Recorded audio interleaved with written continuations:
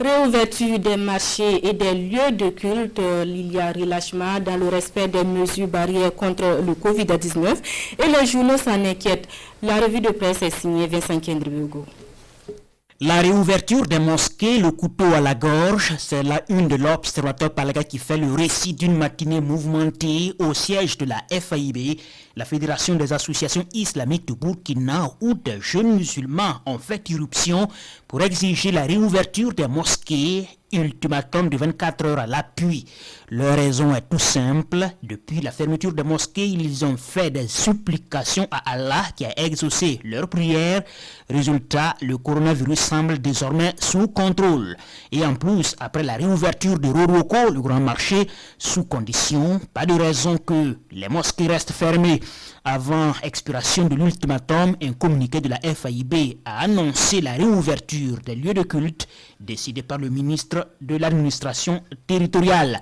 Faible affluence au premier jour de la réouverture des mosquées, selon un constat de Sidouaya qui a fait le tour à la grande mosquée de Ouagadougou où quelques fidèles étaient présents pour la prière de la mi-journée de dimanche.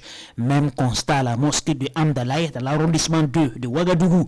Nous savons que la maladie est réelle, mais avec le ramadan, les musulmans veulent prier Dieu, lance un responsable des autres mosquées cité par le journal et qui ajoute que c'est à chacun de prendre les dispositions nécessaires pour éviter la contagion. Danger de mort au pays des Saint-Thomas, c'est un commentaire du journal Le Pays qui fait le constat de l'effondrement progressif de toutes les mesures barrières contre le Covid-19 au Burkina Faso.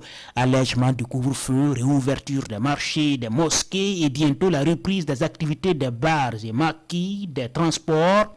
Et cela est dicté par des velléités de soulèvement des populations devant un gouvernement qui redoute beaucoup plus la colère des populations que les ravages du Covid-19, aidé par les symptômes ou les coronasceptiques.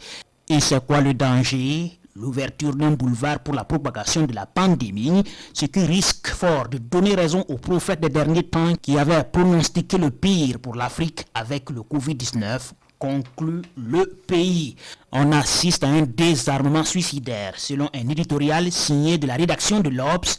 D'abord, les mesures ont eu du mal à être respectées et il y a eu une reculade face aux marchands qui ont sauté le verrou de Roroko, donnant ainsi de bonnes raisons aux disciples de Mahomet d'ouvrir les lieux de culte. Reste à craindre une démultiplication des nouvelles contaminations, comme ce fut le cas au Ghana voisin, avec 1032 cas après le déconfinement. L'État pourrait-il encore imposer quelque chose dans ce pays mal nommé, pays des hommes intègres? L'Obs s'interroge.